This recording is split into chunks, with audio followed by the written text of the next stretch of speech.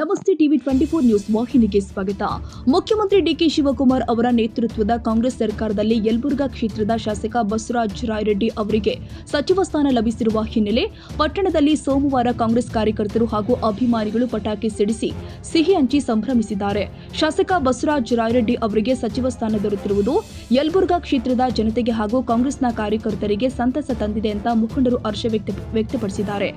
ರಾಯರೆಡ್ಡಿ ಅವರ ಅನುಭವ ಮತ್ತು ಆಡಳಿತಾತ್ಮಕ ಸಾಮರ್ಥ್ಯವನ್ನ ರಾಜ್ಯದ ಅಭಿವೃದ್ಧಿಗೆ ಬಳಸಿಕೊಳ್ಳಲು ಸಚಿವ ಸ್ಥಾನ ಮತ್ತಷ್ಟು ಬಲ ಕೊಡುತ್ತೆ ಎಂದಿದ್ದಾರೆ.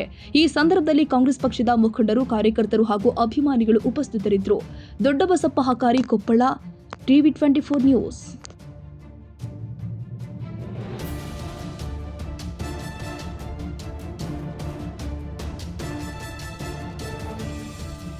ಕನ್ನಡಿಗರ ಮೆಚ್ಚಿನ ನಿಮ್ಮ ಟಿವಿ 24 ಕನ್ನಡ ನ್ಯೂಸ್ ವಾಹಿನಿ ಇದೀಗ ಟಿವಿಯಲ್ಲಿ ಲಭ್ಯ.